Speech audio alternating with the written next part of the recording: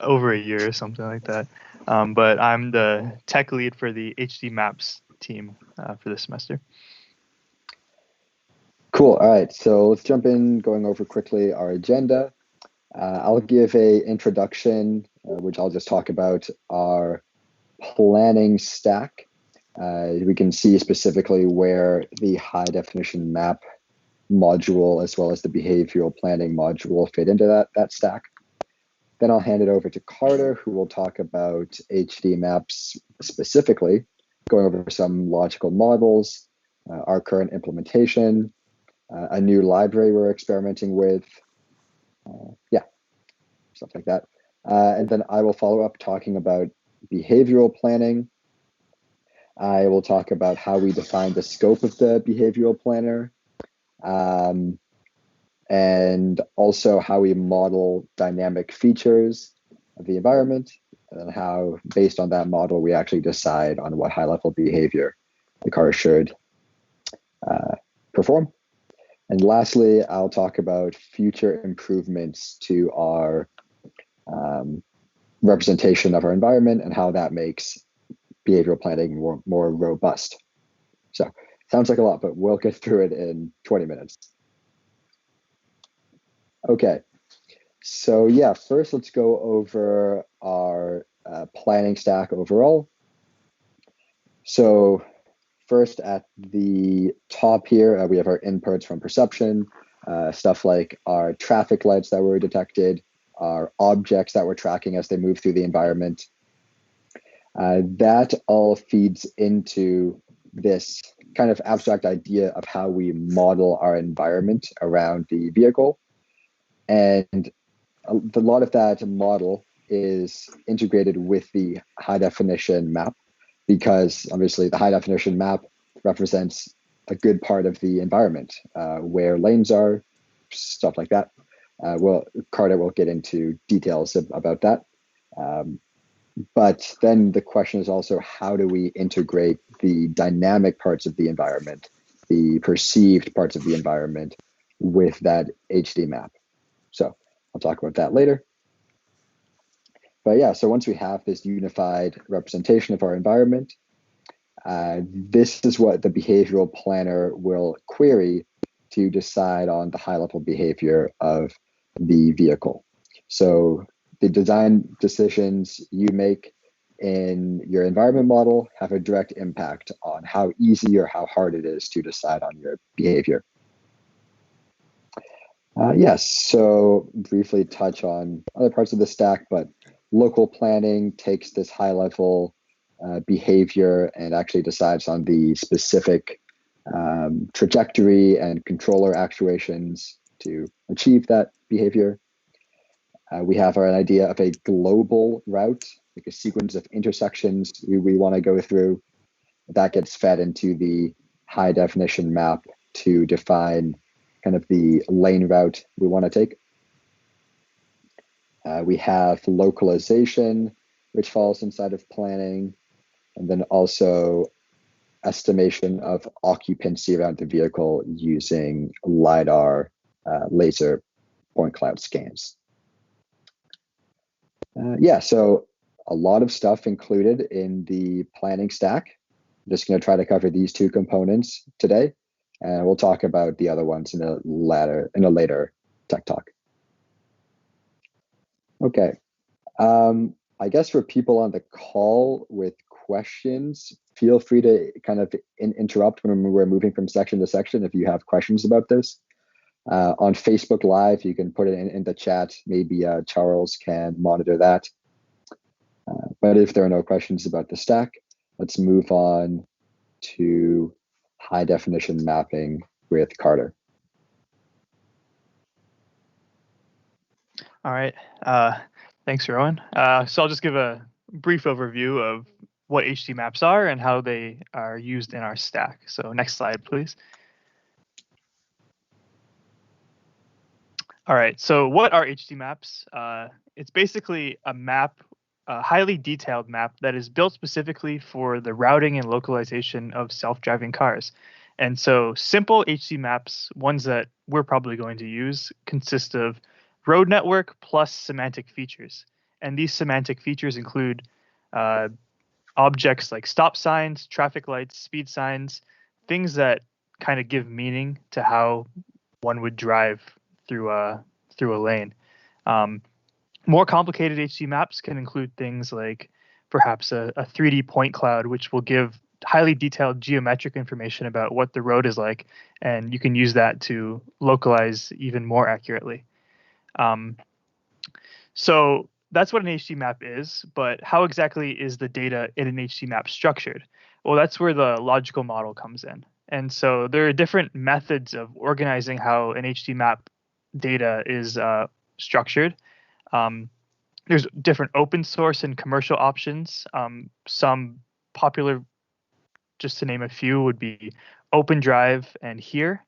A lot of conventional logical models use the same representation of lanes, which is basically taking the center line of a lane and extrapolating how the lane is from that center line.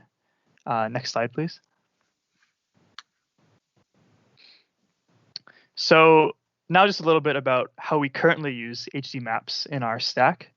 So right now we have a HD map server in our repository, and it's using a logical model called the liblanelet library. I'll explain a little more detail about this in the next slide. But the general idea is that this server will act as an API. So other nodes within our stack can query information about the map, like what lane are we currently in and what lanes are connected to our current lane. So the general pipeline for how we actually get our map into this server is that we have maps given to us from the competition that are in the here maps format. We take those maps and we convert it to an OSM file format, which can be directly read in by the liblanelet library. So just some more information. We have routing code, which will give us lanelet to lanelet paths. This was written completely in-house currently and using the HD map server and querying that information. However, we're going to make some improvements to this implementation for year 4. So one thing that's not going to change is how we parse the maps. We're still going to get the here maps, convert them to OSM, and read them into the library. But the first big difference is that we are replacing the liblanelet library with the Lanelet 2 library, which is, the two are very similar, but Lanelet 2 is newer and has more features, and I'll go into a lot more depth on that in the next few slides. Another thing is that we're getting rid of the HD map server, so it won't be its own API anymore. It's going to be tied directly to the environment server. And Rowan will be talking a little bit later on about how we're going to actually merge these two nodes. And finally, instead of writing our own routing code like we have currently, we are going to be leveraging the Lanelet 2 library's built-in routing functions, which will help simplify our code base and make it more robust. Next slide, please. So just some more details about the Lanelet 2 library. So one of the big reasons why we chose this library is that it's designed specifically for autonomous driving. And I mentioned previously how a lot of conventional logical models will use the center line of a lane to represent it. However, Lanelet 2 and the liblanelet library, which I mentioned previously, are using a lanelet logical model. And so what this means is that instead of being represented by the center line, a lane is represented by its left polyline and its right polyline. And so each lanelet is an atomic representation of a lane. And what this means is that within a lanelet, the driving rules do not change. On the top right in that image, you can kind of see lettered lanes. And so A, B, C, D, etc. All of those are atomic lanelets.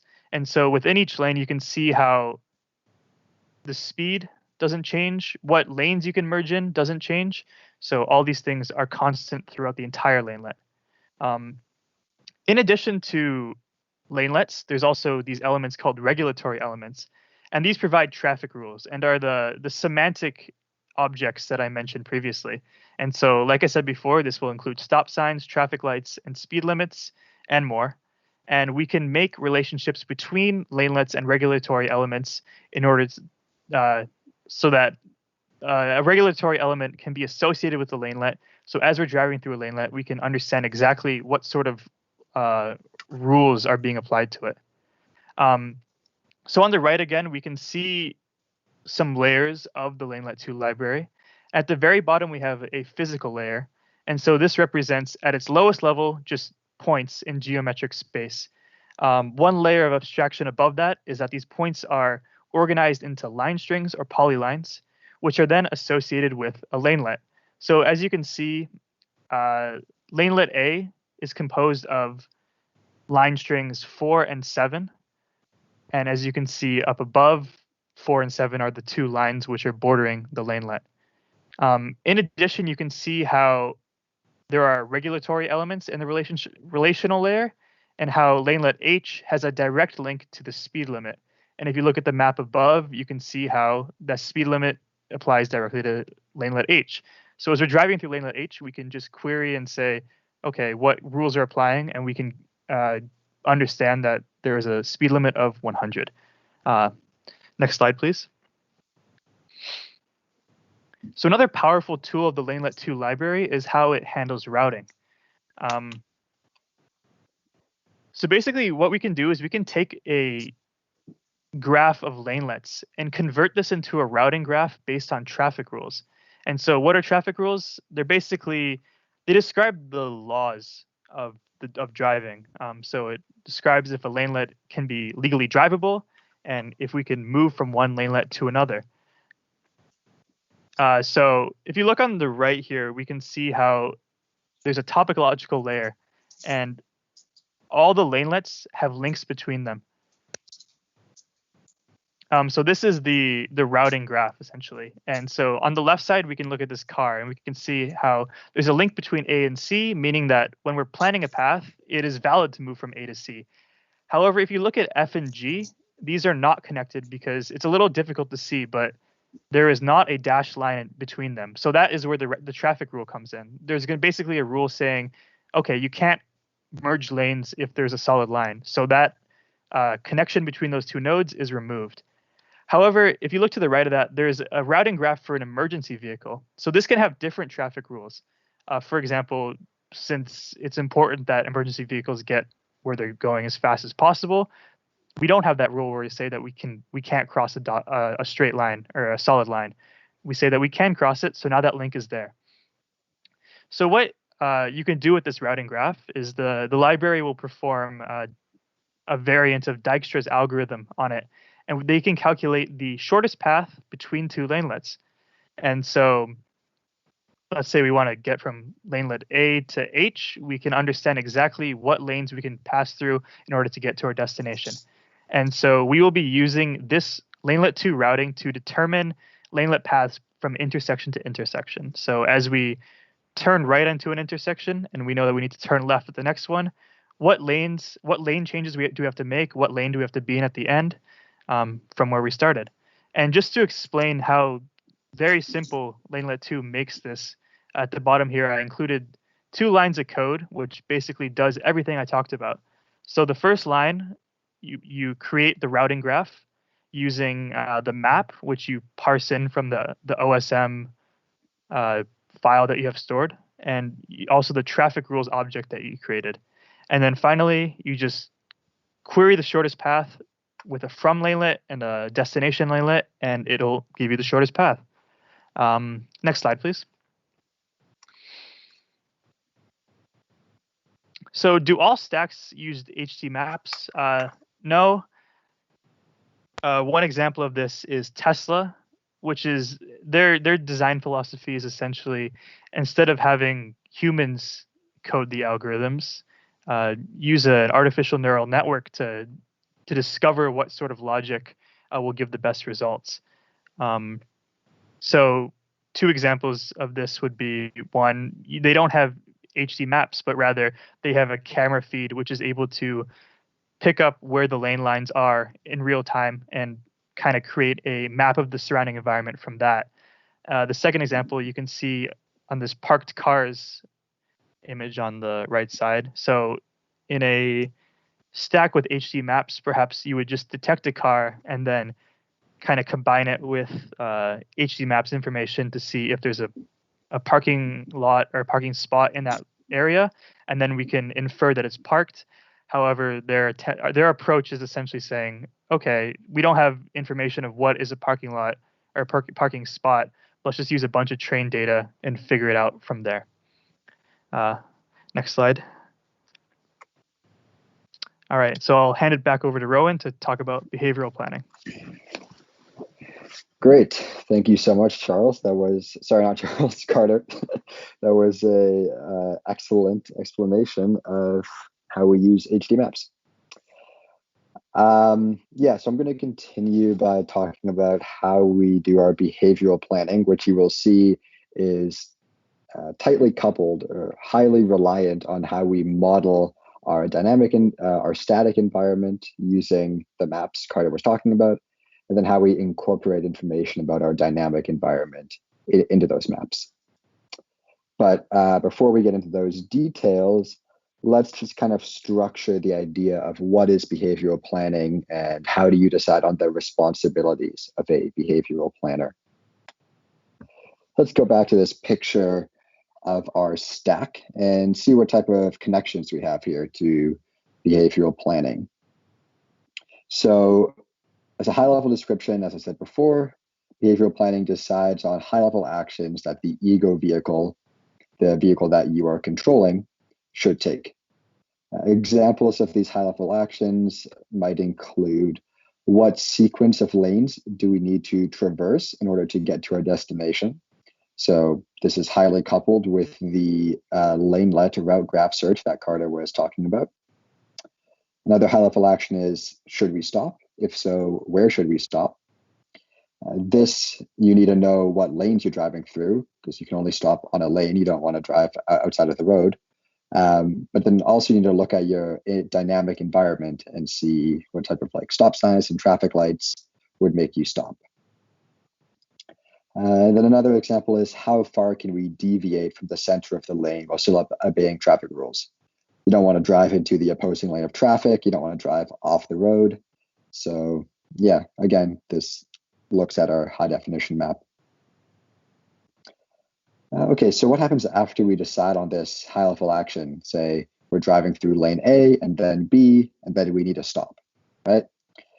Well, what happens next is that the behavioral planner passes that information down to the local planner, which then decides on the exact trajectory and control actuations needed to accomplish this high level action. So it'll decide exactly how we should drive along these lanes so that we have a comfortable ride, taking into consideration acceleration and jerkiness, stuff like that. So yes, you can see because of this coupling here, this dependency, the design of your behavioral planner, its requirements for what it's responsible for doing, depend on the requirements of your local planner, right? That makes sense.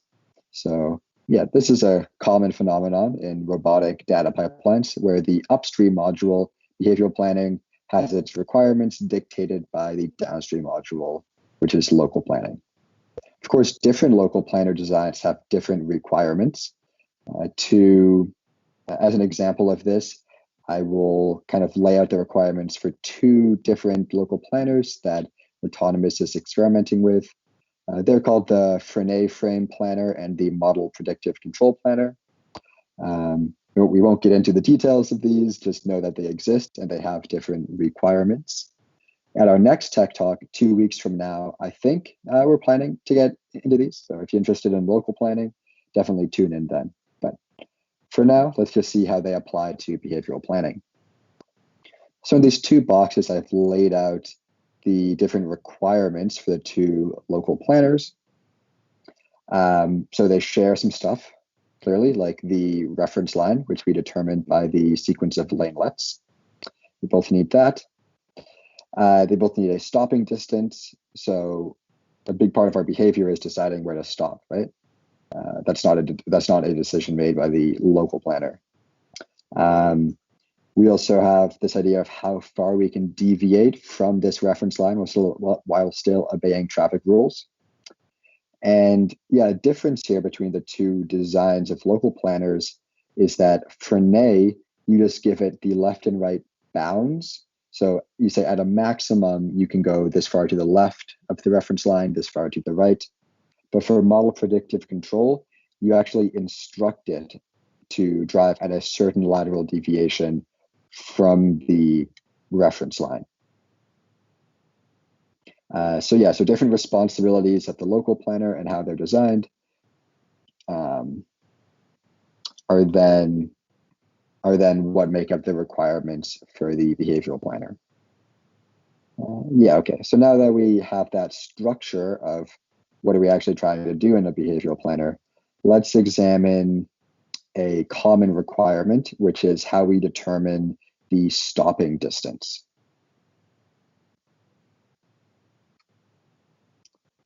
Okay, so the first thing we have to consider about how we decide on a stopping distance is how we model the environment around us.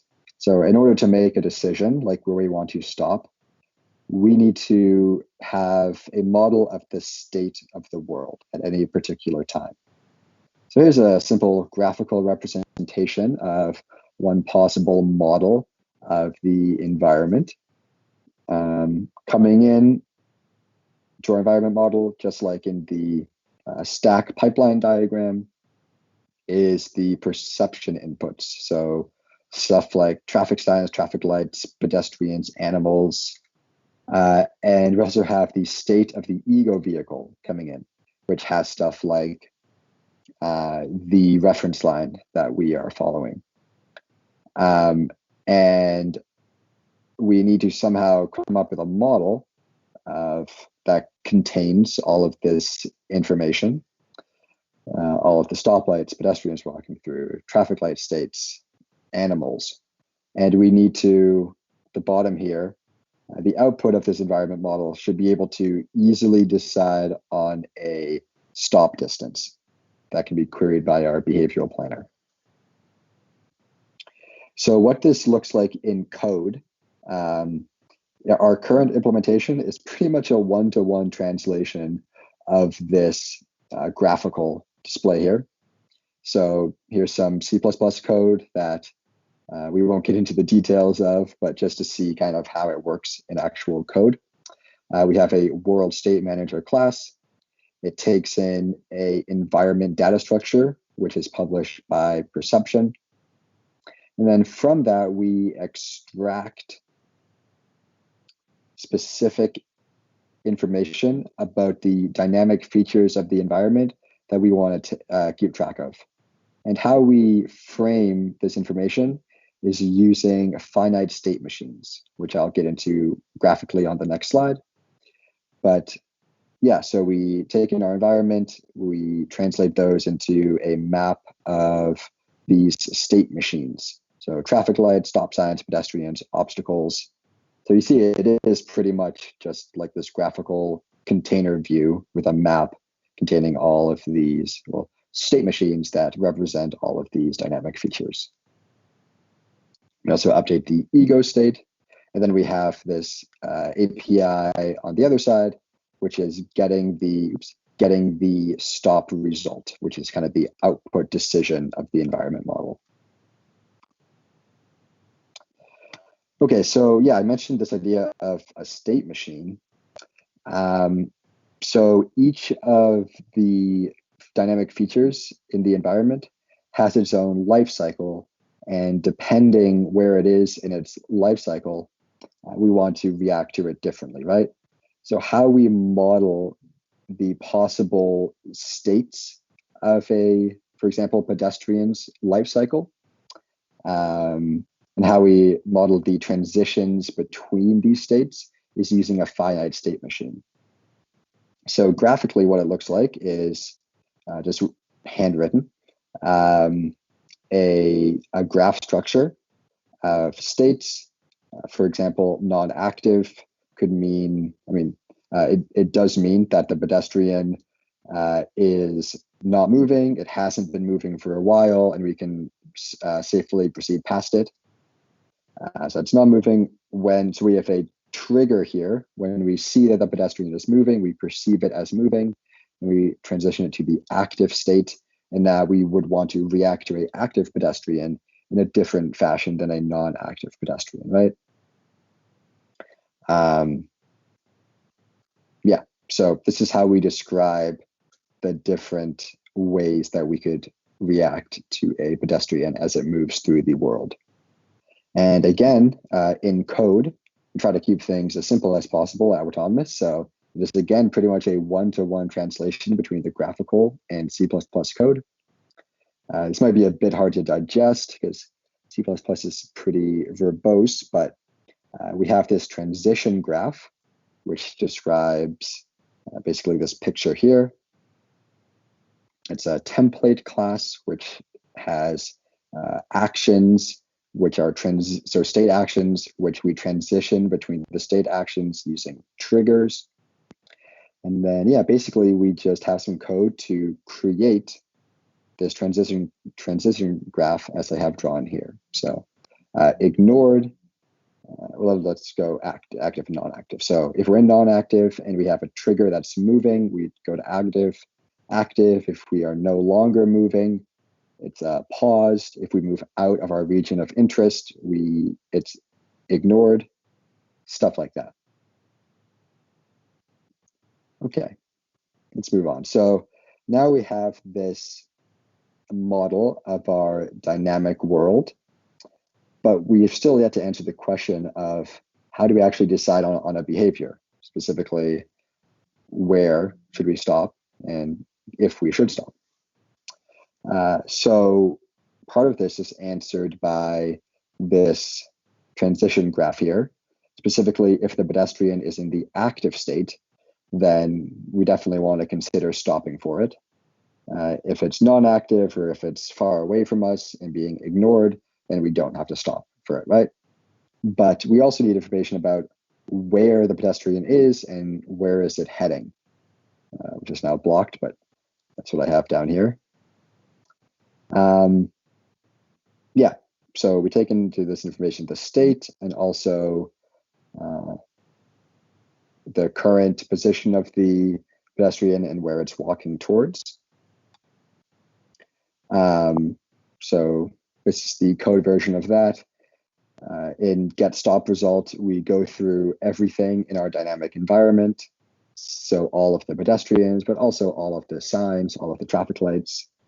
For each of them, we check if they're in the state that we care about. So if the pedestrian is active, and if so, we just call this method for now that says get stop result. And I'll go into detail about how this actually works, how we generate the stop result next. But so right now we've just filtered on pedestrians that are active. Okay, so here's another visual representation of what our actual environment around the car may look like. So the red lines are the reference path that we're following, and this is generated just by doing the Lanelet search that Carter described. And you can just imagine that these are the center lines of each of the lanelets that we're driving along. So yeah, this is our picture for the environment. Now we ask, let's say that like all of these pedestrians are active, they're all moving. This is a red light, right? This deer is like running across our world. How do we actually take all that information, excuse me, take all of that information and then have just this binary output? Should we stop and where should we stop? Well, the process, again, is pretty simple. We just look at a region of interest around each of these dynamic environment features. For example, a pedestrian, maybe our region of interest is this big, represented by this circle here. And we look at where this region of interest intersects our reference line that we're following. And then we say, hey, we should stop here. If we proceed any further than this, we're in risk of endangering this pedestrian. So I haven't really covered where this reference line is coming from, but basically it's inside of the ego state that we pass into this environment model. Yeah, and then it gets taken out of the ego state and fed into all of these state machines, so we can make stopping decisions inside of each of these state machines. You might think that's kind of a weird design to pass around this reference path inside of the ego state. We will talk about how we're trying to improve on that design in the last section. But yeah, okay, so given our ego reference and all of these states of all of these dynamic features, we decide on a stopping point. Great. So really quickly, here's the code for this. So we have our reference line, which comes from our ego state. We also have the position of the vehicle, and we have the object that we need to stop for. And so we do a test. This is just geometric code that operates on top of polylines using functions like closest point on the reference line, distance between 2 points on the reference line. Then based on that, we decide if we need to stop, and also how far back from the pedestrian do we need to stop. So just some basic geometric code. Okay, so yeah, that's the rundown of how we currently do behavioral generation using the example of stopping for pedestrians.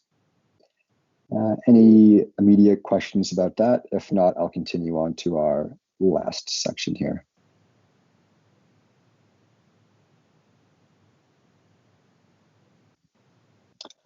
Okay, so how are we trying to improve on this stack and make it more robust for the year 4 of the competition? So first of all, what do we want to try to improve?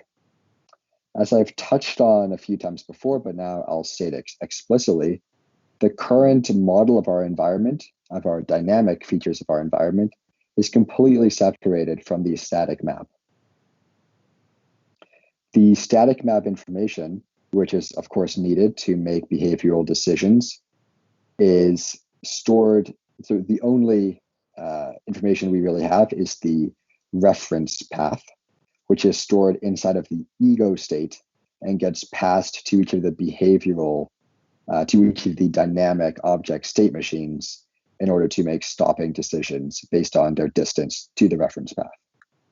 So yeah, the actual association between this static map information and the aspects of the dynamic environment, as we saw, it's done in this stop result class, which is very far down inside of the stack.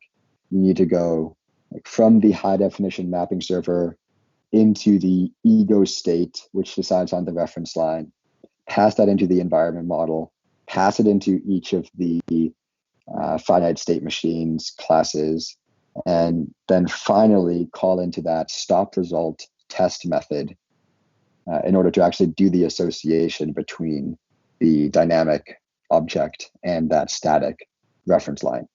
So yeah, you can imagine how inflexible to changing the requirements of the behavioral planner, or how inflexible that code structure is if we want to try to change the requirements of the behavioral planner. So to try to address some of these problems, what we're planning on doing this year is introducing a more unified dynamic and static environment model. We're going to have this unified representation embedded into what we call a relationship graph. This is building off of an architecture proposed in a series of papers coined the road graph. So graph-based environment modeling. What this looks like pictorially is that you have your high definition map, describes the road topology, the lane topology, and it serves as a backbone that you then fuse or let's not use the word fuse, that's kind of hand wavy.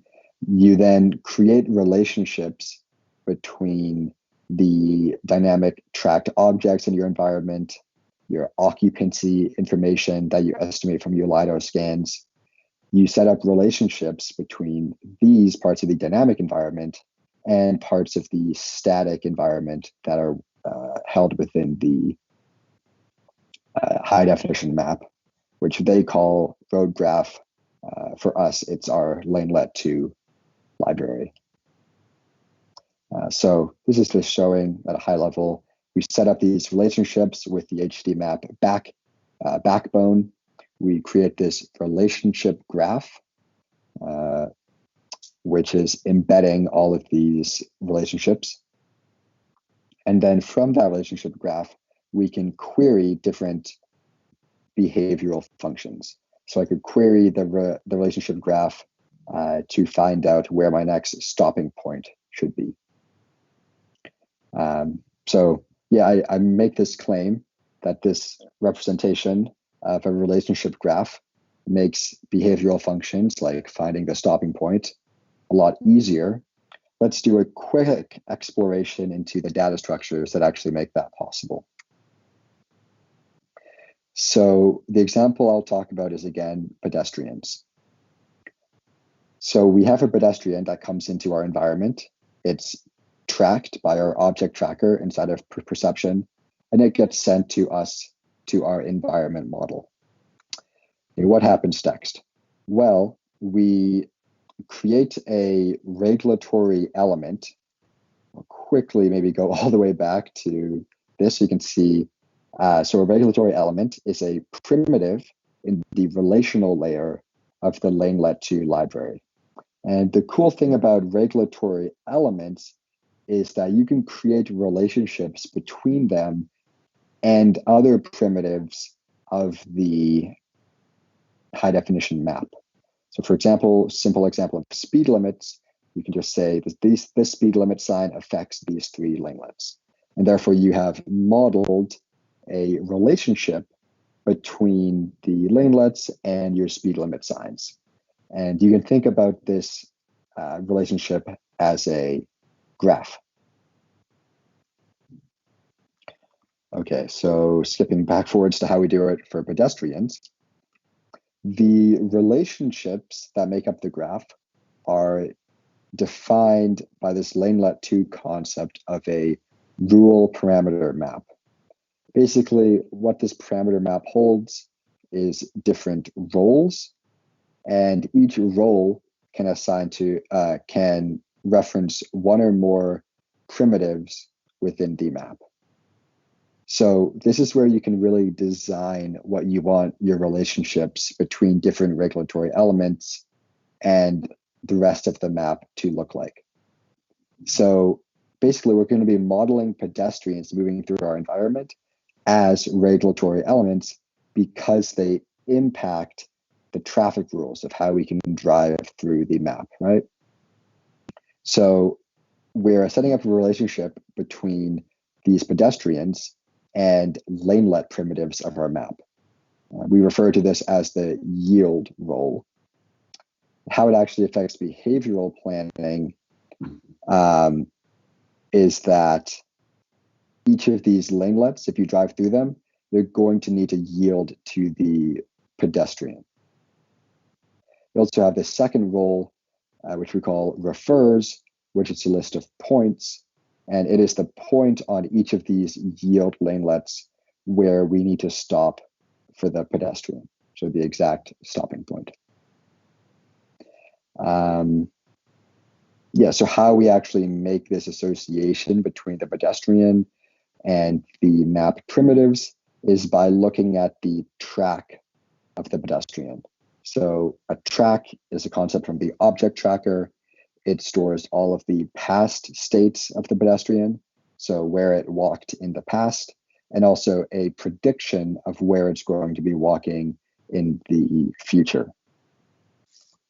So pictorially, what this looks like is here we have our Lanelet 2 logical model of all of the lane topology.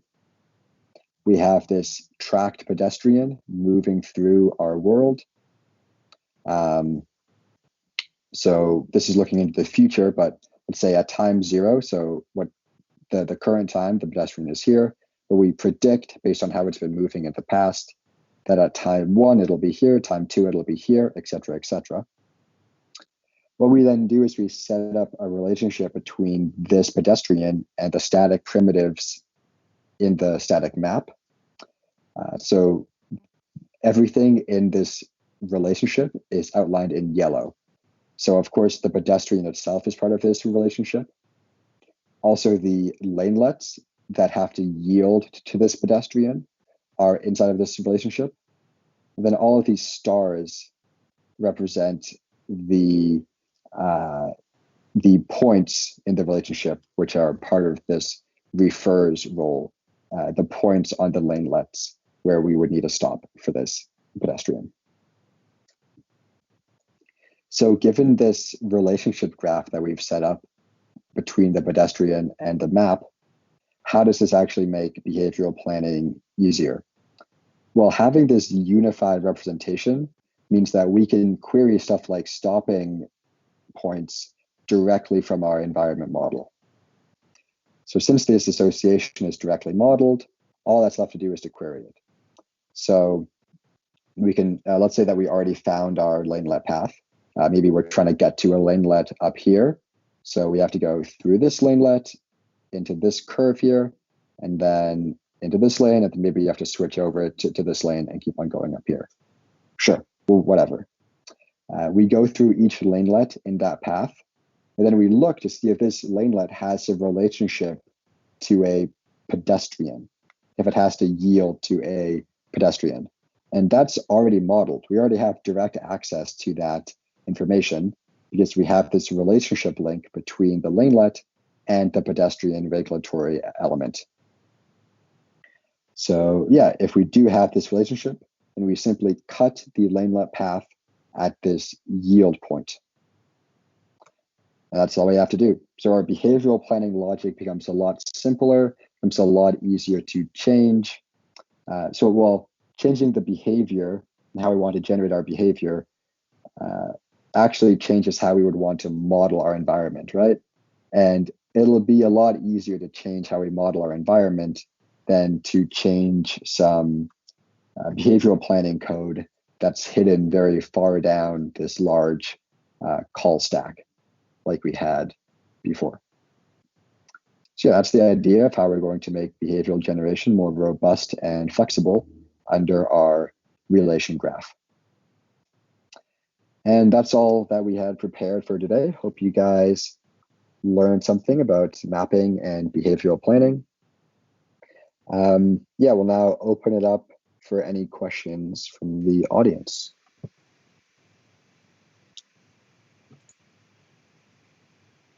Awesome. Yeah, thanks, Rowan. I actually have a question. So I think that in behavioral planning, validation is very important because if your behavioral planner has a bug or it doesn't quite work, you're going to crash your car into a wall, and that's not great. So do you think that the new way of generating behavior is also easier to validate compared to the original? Yeah, I would say so. It comes back to just the simplicity of where our behavioral logic is represented. So before, the actual logic for how we make our decision was hidden very, very low down in the stack in that stop result test.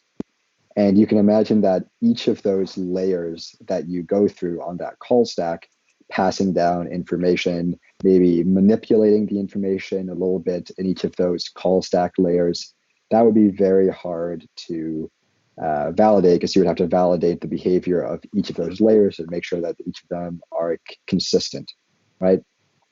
Having a more explicit model of the environment and putting more of the onus of behavioral decisions upon that behavioral model means that the overall validation of the behavioral planner a big part of that could just be done by validating the representation of our environment at each time step. So if we simply validate that our understanding of the environment is correct, and our behavioral queries are very simple like this, just kind of understanding what information needs to be extracted from the environment in very simple terms, like I have here, the whole combination of environment modeling and behavioral generation would be easier to validate. Right. I'm guessing it's also easier to understand and visualize, right? You can like visualize your connections within the map. Yes, yeah. Very cool. Thank you.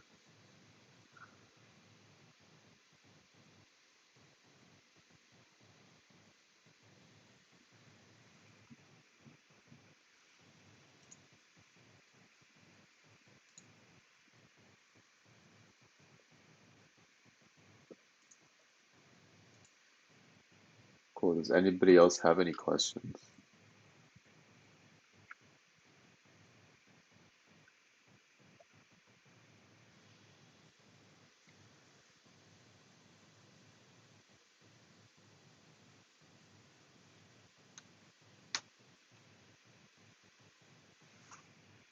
Well, it sounds like that's probably about it. So,